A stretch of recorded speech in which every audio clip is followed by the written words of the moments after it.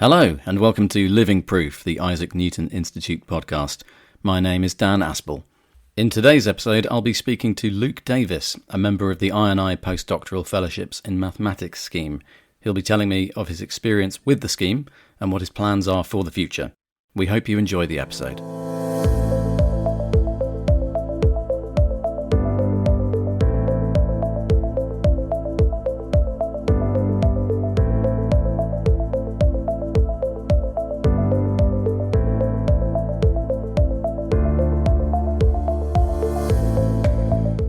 So welcome to Living Proof, Luke Davis. We are here to talk about you as a Isaac Newton Institute Postdoctoral Fellow. So tell us all about how you came to apply for this fellowship.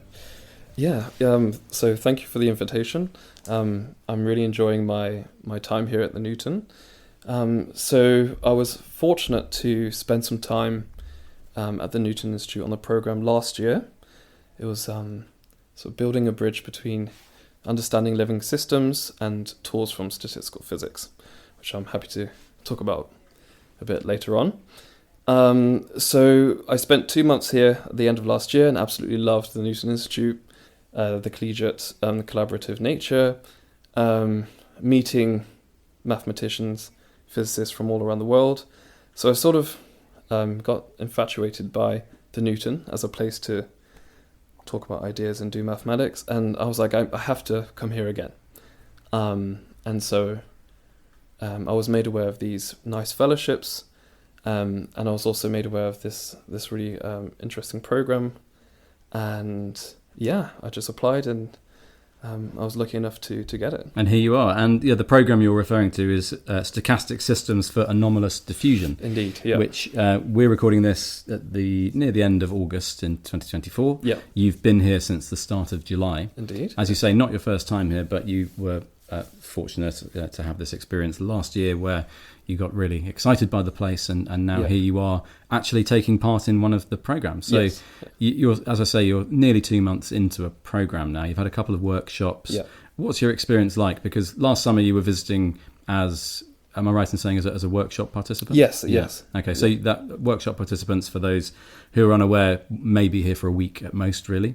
It's a great collaborative experience, but it's not a long-term research environment. Whereas this is, so you're only 2 months into 6 months of time on this program. So you're relatively junior in your career. Yeah. You're a young man. Yeah. And what's your experience like so far of this research program? So this program is great. So just a bit of background. So I trained as a theoretical physicist. So I did my PhD at UCL. And that was using tools from statistical physics. So sort of the mathematical and physical tools to understand systems where there's many constituents, many individuals, many particles, almost too many to count, to keep track of at any one time. So very smart people in the past century and before, like Boltzmann and so on, have developed statistical mechanics. And it just so happens these tools and ideas can be used to understand living systems. And so really, the tools I've learned from physics, and I've recently sort of transitioned to from a physics department to a maths department. So that was during my postdoc at UCL. And what I find, so it's obviously a different experience, but almost, it complements being a physicist. So of course people think mathematicians are a bit more rigorous. They have slightly different language, sort of about translation language. So that was a great opportunity for me, and I love doing that.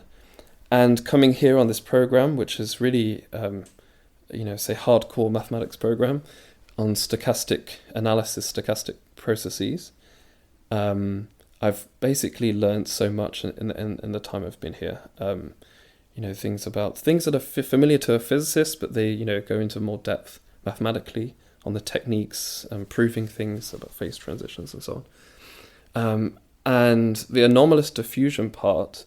So anomalous, in case physics has strange words, anomalous just means deviating or different from.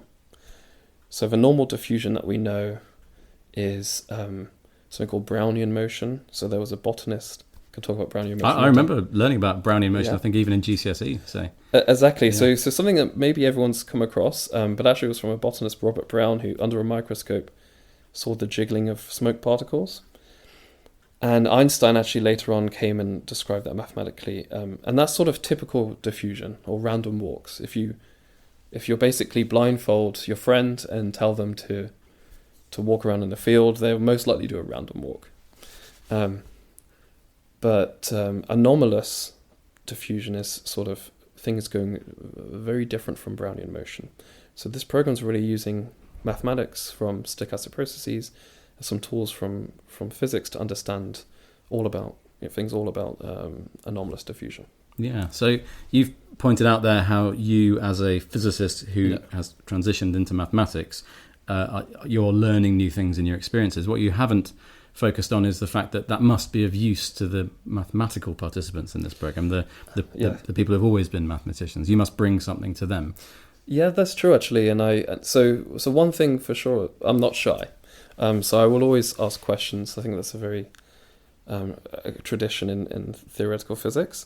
So I think what I've seen in the talks and the workshops I've been to, that any question that sort of brings a new idea or even just asks a basic question, people love that. So I've had many great discussions actually on, what happens if you try this, which might be a bit of a dumb question to ask, but actually they stand by and think, actually, that's a sort of interesting question. So I think for sure having sort of the physicist asking random questions is of use to the mathematicians as well. Yeah, I like your use of the phrase "dumb question" because I imagine it's quite hard for you to ask a dumb question. I could ask a dumb question because I don't have any training at all in physics or mathematics. So if you want a truly stupid question, you could come to me. But actually, I find so I have a few students and friends who ask me, I don't want to ask that because I might look silly. But actually, a question that you want to know the answer to is legitimate. Yeah. And usually, sometimes these sort of very simple sounding questions are one of the best ones, actually, because they sort of get right at the heart of something.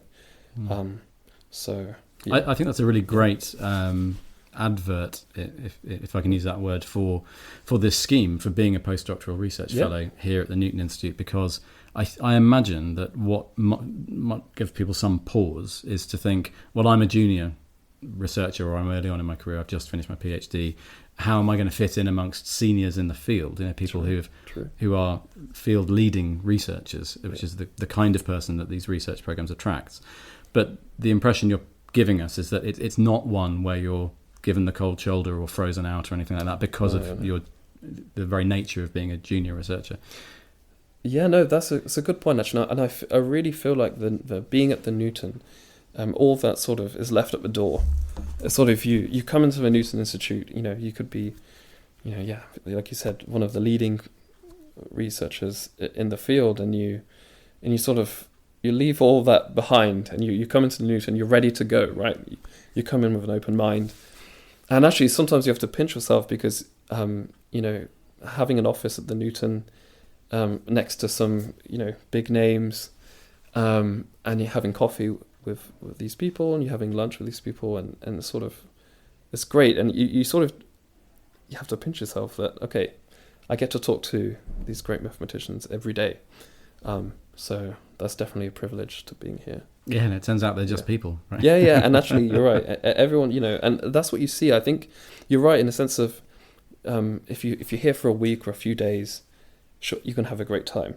But being a long-term participant and being actually working here, you get to know these researchers. You get to know them on a more personal level, and I think that's, of course, networking. It's great, but I think just as a person, you think, well, these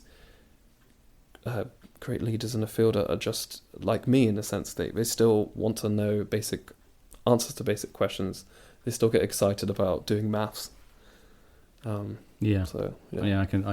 see that, and I think as well on a very practical level, perhaps one outcome is that you could approach all of these people without knowing them and working alongside them here. But that requires an introduction by someone else, or just an email with slightly formally worded because you don't know them. Yeah. Whereas once you actually have worked alongside, maybe you have their number. Maybe it is email, but maybe it's much less formal. Maybe it's just hello, hi Julia, hi Steve. Yeah, exactly. No, I absolutely agree, and I think that's sort of that's the minutiae of academia and getting to know people. And you sort of, I think, once you've interacted with someone here, the sort of energy barriers, we say in physics, the energy barrier to do something, but the energy barriers of people sort of are naturally sort of lowered. And even if you haven't really, gone on the board with someone, even if you've had lunch or had a coffee, they sort of, okay, I remember this guy, right? Yeah, that's great to hear. Thank you for sharing that. Yeah, nice. So, if I can go back to a previous point, what made you take this transition from physics to maths?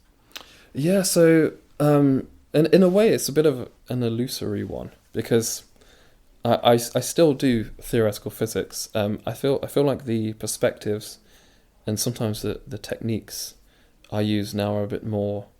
I guess I've widened my repertoire, let's say. But I'll be lying if I say I'm. The physics hat is now deep in the wardrobe, and I'm now wearing this maths hat.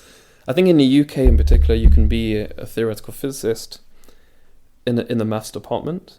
But I feel like you can't then just say I'm only going to be interested in physics, and you have to be open. So I'm open to more abstract things. So I think my curiosity has sort of led me into a maths department, essentially. Yeah. So I would say it's not like something you have to. You feel the transition, but you gradually start to expand your knowledge, understanding, your language. Yeah. Yes, and it's interesting as well because you clearly feel very much a part of and connected to everything that's happening here. And that will continue, I'm sure, up until the end of the year when the programme finishes. But in most cases, people are living very, very close to I&I because they are put into accommodation as long-term programme participants. You don't even live in Cambridge, though, at the moment. So you've got a bit of a journey going on. Has that impacted your work here at all, or have you made that work for you? Yeah, so I've definitely made it work. So I'm still affiliated to UCL, so I have this honorary research fellowship. So I find it quite a unique position, actually. So some people hate the commute, but actually I like being on the train. It allows me to think, allows me to read, and I spend a significant amount of time here at the I&I, and with a few days sprinkled in at UCL. But I think having that sort of different environments has really benefited me in terms of research. They say if put yourself in a different environment or change things up, and new ideas will come. And so I feel like that. So it could have been a challenge for sure, but I've sort of made it work for me. Yeah, it's a good example to highlight, I think, that you can make it work, whether you're here or somewhere within commutable distance of Cambridge. And so when you're here and when you're spending time in I&I and at the Centre for Mathematical Sciences, which is the campus on which it's based, what's life like here? How are you enjoying just the experience of spending your working time here? Yeah, it's very different to anywhere else I've worked. So I've worked in different countries like Toronto, Luxembourg, and obviously London, or say it's a mini country.